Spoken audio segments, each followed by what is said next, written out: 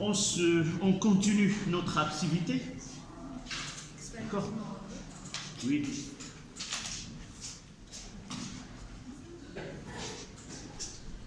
C'était un exercice d'application composé de deux expériences, deux parties. La première expérience était pour déterminer la capacité thermique de calorimètre.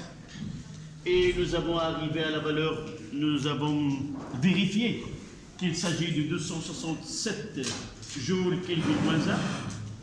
La deuxième expérience, c'est revenir à la même état initial, au même état initial où le calorimètre est rempli d'une masse d'eau de 200 grammes à 17 degrés Celsius, puis on introduit un métal, un bloc métallique de masse M 80 grammes sorti d'une étuve de 85 degrés Celsius. Après l'équilibre, la température était de 19 degrés Celsius. D'accord? Donc on suit la même méthode. Donc nous avons le système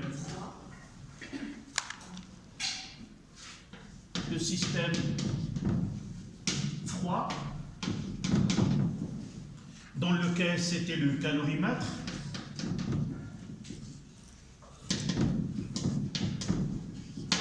D'accord?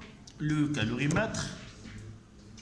De quoi on mettra μC est égal à 267 joules Kelvin moins 1. Pourquoi dois-je mentionner les valeurs numériques? Afin de savoir ou de mentionner quelle est la grandeur qu'on cherche. Généralement, la question, on fait un point d'interrogation sur la grandeur que nous ne connaissons pas sa valeur. Donc, un calorimètre et de l'eau. Et là, on mettra M0, c'était 0,2 kg, et CE 4180 unités internationales. L'ensemble à une température θ1 est égale à 17 degrés Celsius. 17. Θ, on a noté θ0, oui, M0, θ0. Et là, le système chaud.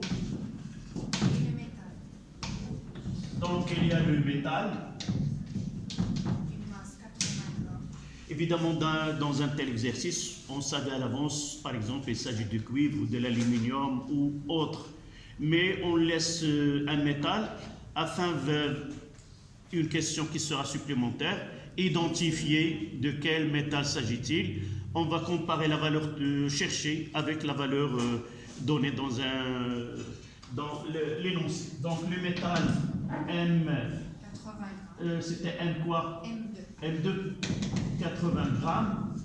Et c'est la valeur qu'on cherche. Oui, on mettra un point d'interrogation. Et θ2 est égal à 85 degrés Celsius.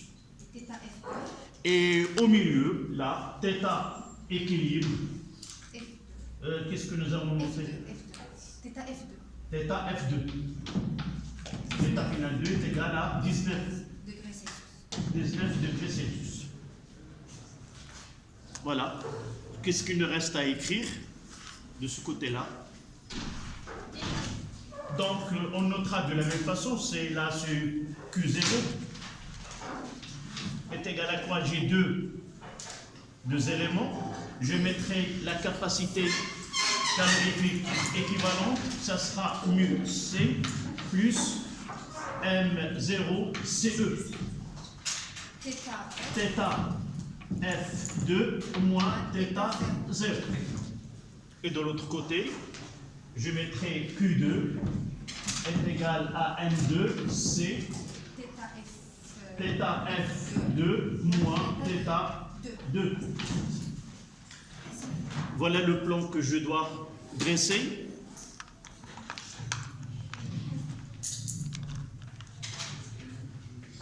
Donc, prenez ce...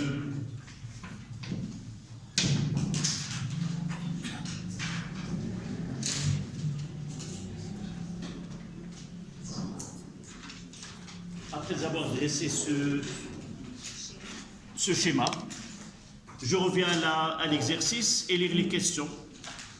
Et vous allez voir que de 1, ça ne concerne pas un calcul, mais une définition. Mais généralement, je peux mettre comme ça, entre les deux, pour séparer les deux systèmes.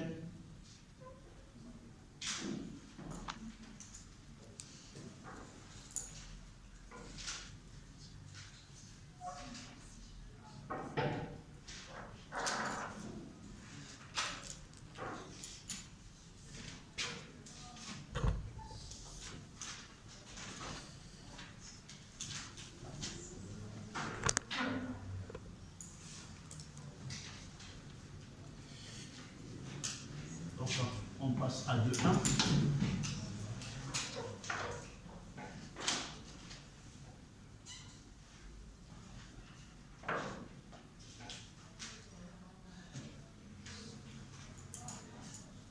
La question de 1 concerne la définition de la chaleur, parfois vous allez m'entendre dire la chaleur massique.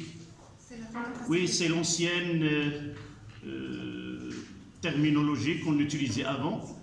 Nous avons substitué la chaleur massique par la capacité calorifique massique. Et la capacité calorifique pour MC, c'est le produit MC, c'est la capacité thermique. Et C, c'est la capacité thermique massique. Avant, on utilisait d'autres termes que nous avons changés maintenant. C'est la chaleur massique. Je travaillais avec ce terme des dizaines d'années. Et dernièrement, on a changé. C'est pas facile de changer des termes que nous avons l'habitude. Même lorsque j'étais élève, c'était la même expression que nous utilisons, la chaleur massique.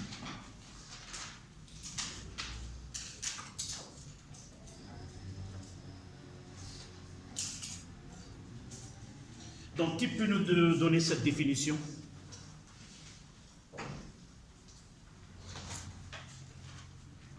Oui?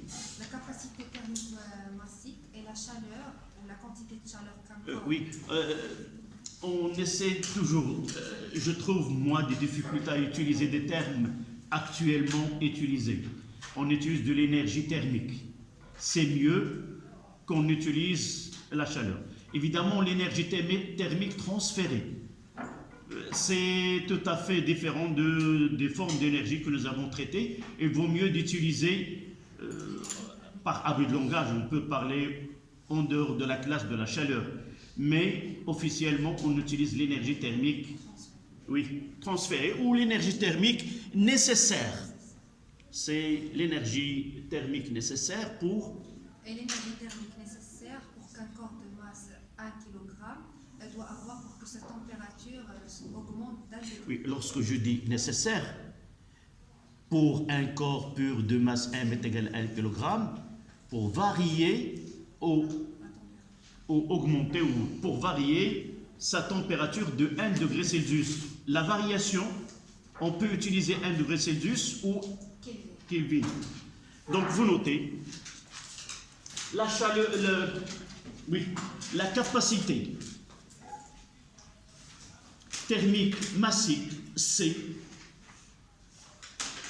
la capacité thermique massique, C,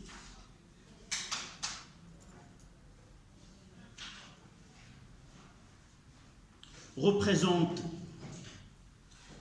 l'énergie nécessaire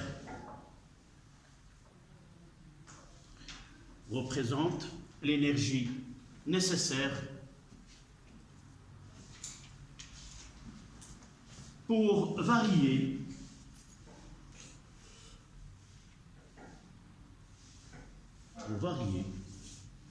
la température d'un corps pur,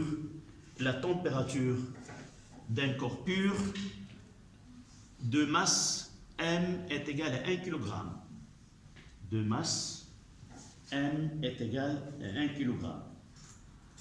Donc c'est l'énergie nécessaire pour varier la température d'un corps pur de masse de 1 degré et de masse 1 kg.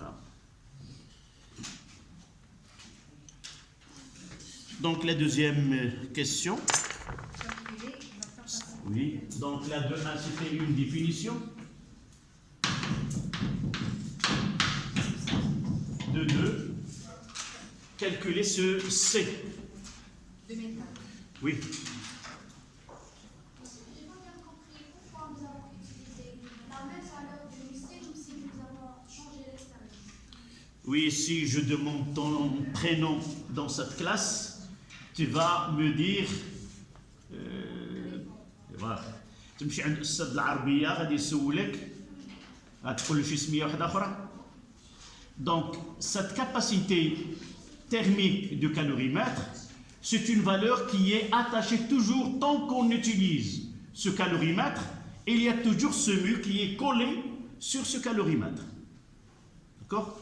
Donc, une fois que nous avons déterminé ce mu C, elle est toujours utilisée, qu'il soit d'une expérience aujourd'hui ou demain ou après-demain. Donc, c'est une caractéristique de ce dispositif. D'accord? Donc, tant qu'on reste dans le même calorimètre, on utilise toujours le même mu C. D'accord? Ça, c'est une, si vous voulez, une identité de ce calorimètre. Donc, la deuxième question, d'où on part? On sait qu'on veut ce C. Toujours, il faut préparer l'introduction. Et voilà, toujours, on revient à la source. C'est d'abord le calorimètre et adiabatique. Et d'après le premier principe de la thermodynamique, on écrit la relation. D'accord? Donc, le calorimètre et adiabatique.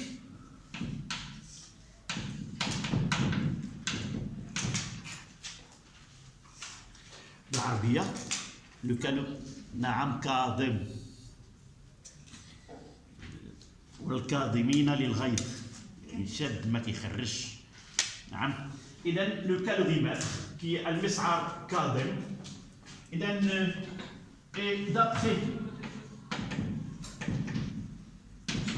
le premier principe,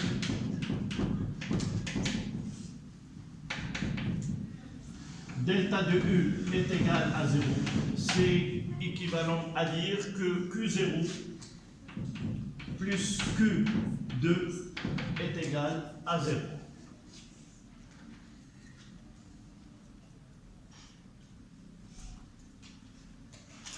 Et nous pouvons l'écrire, c'est-à-dire que mu C plus M0CE fois θ final 2 moins θ 0 plus M2. Là, c'est M2. C θ final 2 moins θ 2 est égal à 0. Et là, je peux donner l'expression de C est égal, je vais l'écrire en toutes lettres, mu C plus M0CE, θ final 2 moins θ 0, le tout sur M2 fois θ final 2 moins θ 2. Voilà l'expression.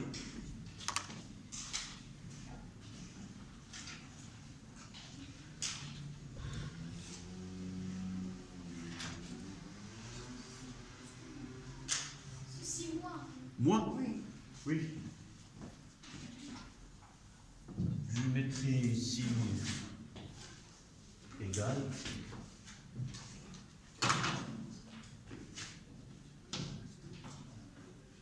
Voilà. Ou je peux changer.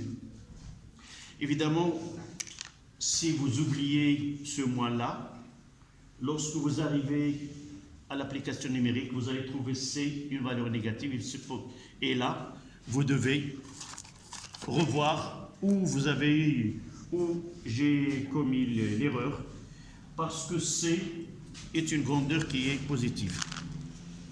Donc, application numérique, c'est égal 267 plus 0,2 fois 4080 fois θ final c'est 19 moins 17, le tout sur M2 c'est 0,085 multiplié par combien? 19 moins 85. Là c'est moins, avec le moins ça donne une valeur positive. Vous l'avez calculé, ça donne combien?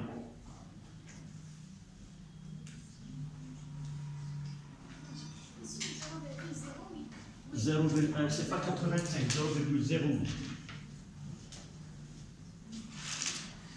Devant moi, c'est presque 412. C'est 417. 417, à peu près. 417,8. 417, on va l'écrire tel qu'il est. Tel que vous avez calculé, c'est 417. Virgule 8 joules, kilogramme moins 1, Kelvin moins 1. Non, Celsius moins 1. Alors c'est la même chose. On utilise Celsius ou Kelvin, c'est la même chose, mais il vaut mieux d'utiliser Kelvin moins 1 parce que nous avons une différence. Soit qu'on utilise degré Celsius moins 1 ou Kelvin moins 1.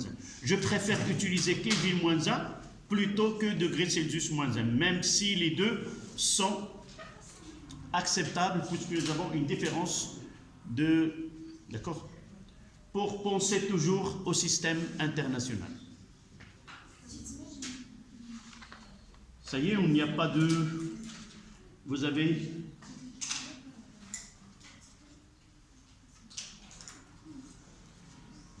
Vous notez 17 416 417 là.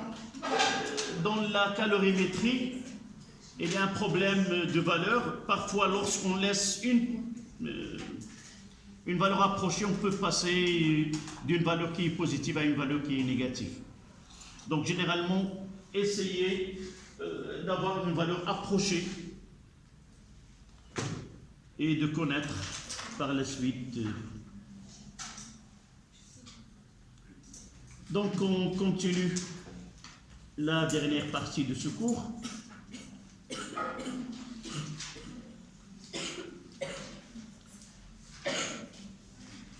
Ça y est, on passe à la transfert d'énergie produisant un changement d'état. Oui, on parlera de la chaleur latente. Le paragraphe qui était avant, grand 4, et c'était 4.1 que nous avons, oui, activité 1.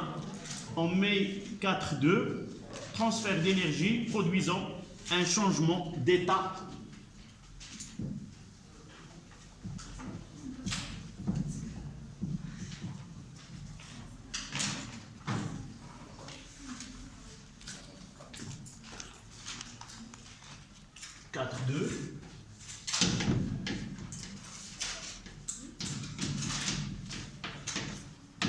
Transfert d'énergie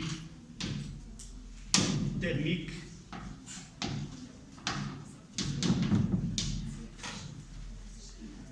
produisant un changement d'état.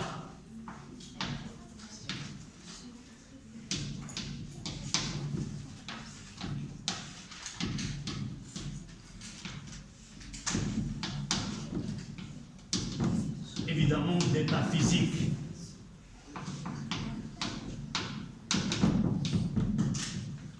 Produisant un changement d'état physique. et on parle du changement d'état d'un corps pur. On ne parlera pas des corps mélangés, deux corps ou autres. Non, parce que nous avons deux corps de propriétés différentes, ils nécessitent des énergies différentes, et par la suite, on n'arrivera pas à déterminer avec précision quelle est cette énergie nécessaire pour changer l'état physique d'un corps. Il vaut mieux de travailler corps pur, puis passer à un autre corps. Donc nous avons déjà mentionné les changements d'état qu'on peut avoir. On peut passer d'un état liquide à l'état solide, de l'état solide à l'état liquide, de l'état solide à l'état gazeux et inversement. On va faire un petit schéma dans lequel on va essayer de résumer ces changements d'état physique des corps. Donc, à la ligne, un changement d'état physique, un changement d'état physique, un changement d'état physique d'un corps pur, un changement d'état physique d'un corps pur correspond au passage d'un corps pur, correspond au passage d'un état physique à un autre état.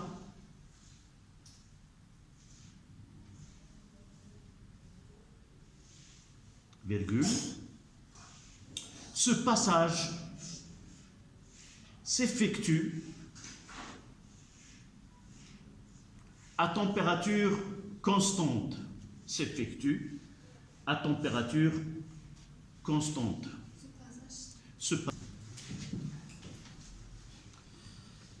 Et l'énergie qu'il faut fournir, et l'énergie qu'il faut fournir, et l'énergie qu'il faut fournir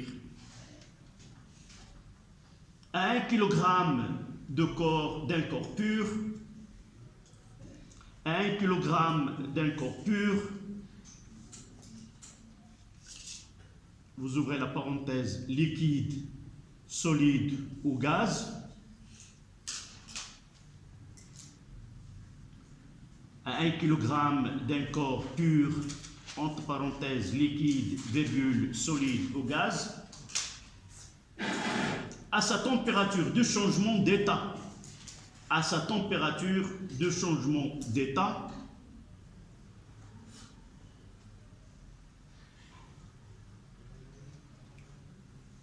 pour qu'il passe d'un état à un autre, pour qu'il passe d'un état à un autre. Donc là, on va mettre ce tableau-là, le gaz, il passe vers le liquide. Et on aura ici CL de condensation. L de condensation, c'est la chaleur latente de condensation. Du liquide vers le solide, on a ici CL de solidification, et du solide vers le liquide,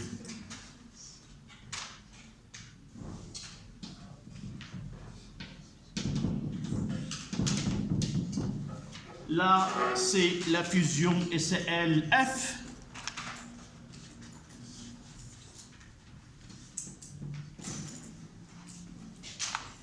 Et du liquide vers le gaz, c'est la vaporisation. LV.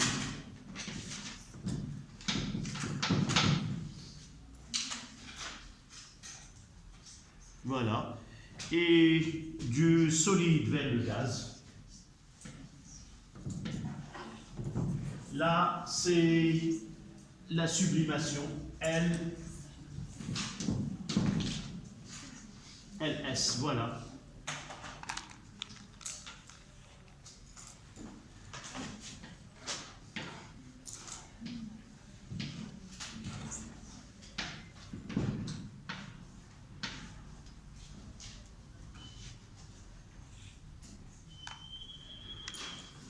Vous voyez que ici c'est la vaporisation.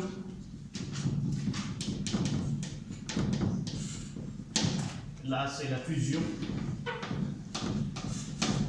Là c'est la solidification.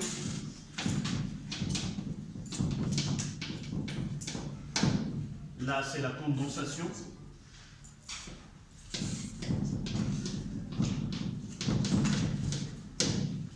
Et là, c'est la sublimation.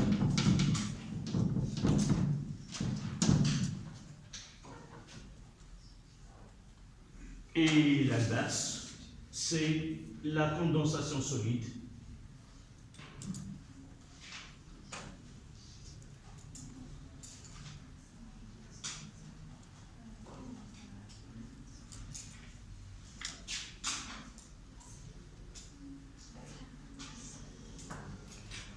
On donne par exemple la chaleur latente L de fusion de la glace qui est égale à 3 fois 4 kilojoules kilogramme moins 1.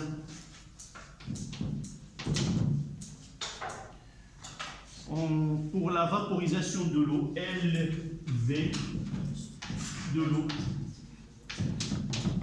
est égal à 2260 kilojoules kilogramme moins 1.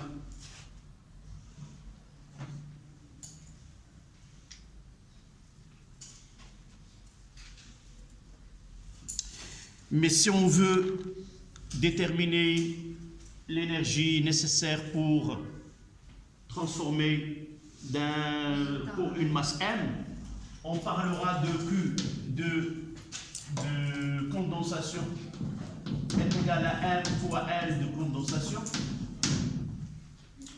pour une masse M, et Q de fusion est égal à ML de fusion, et ainsi de suite. C'est pour une masse M. L'énergie nécessaire, l'énergie thermique fournie pour transformer une masse M d'un état, par exemple du gaz vers le liquide, c'est M fois L de condensation.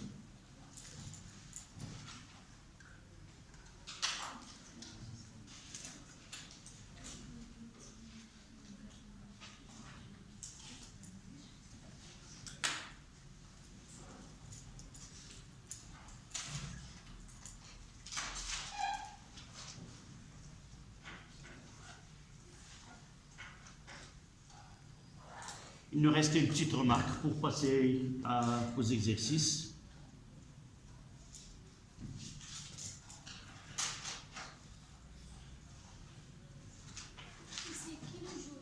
Oui, en réalité c'est 2,26 10 à la puissance 6 joules kilogramme moins 1. C'est 334 10 à la puissance 3 joules. Donc vous mettez remarque.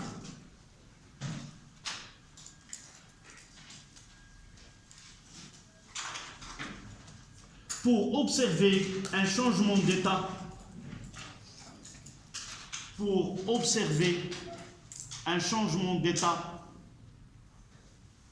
vers une phase moins ordonnée,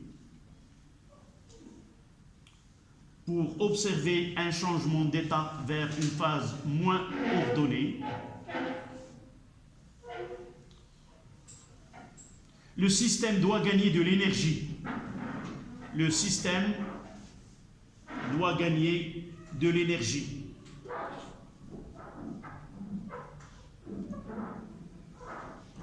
Et par la suite, Q est positive.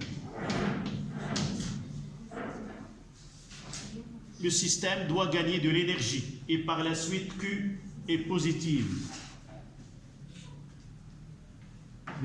Donc, L aussi, la chaleur latente.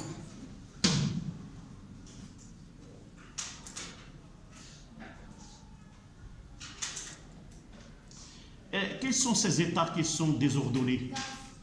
On passe à l'état, d'abord la fusion, on passe de l'état qui est cristallin ordonné vers l'état et la vaporisation. C'est un état qui est dispersé. Donc on prendra 5 minutes et on continue par là.